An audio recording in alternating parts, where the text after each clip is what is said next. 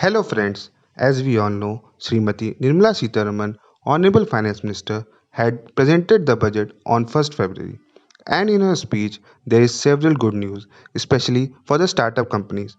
Further, Ministry of Corporate Affairs also taken very proactive approach toward issuing notifications and amendments to give effect the announced relaxation as soon as possible. Threshold limit for small companies hiked. Friends, as we all know, new definition of small companies is proposed.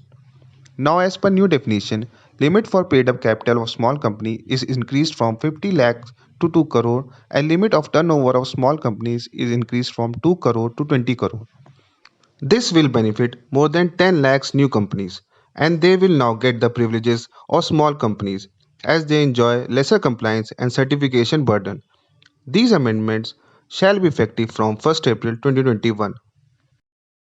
Startup companies may also enter into merger and amalgamation.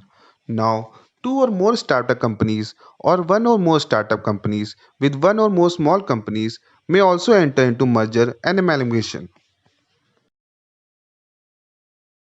Benefits to one person company. NRIs are benefited with this scheme as they are now allowed to incorporate one person company in India. This will boost the startup innovators and also encourage them enter into Indian market. Definition of resident in India is also revised. Now, the person who has stayed in India for a period of not less than 120 days during immediate preceding financial year shall be resident in India. Now OPC are allowed to incorporate without any restriction on paid up capital and turnover. One person company now can be converted anytime into private company or public company. As previously, they were allowed only after 2 years from the date of incorporation except crossing threshold limit. Now the time period and the threshold limit for OPC is omitted. Private companies are allowed to convert into OPC by passing special resolution in the general meeting. Thank you on behalf of SSES and Associates LLP.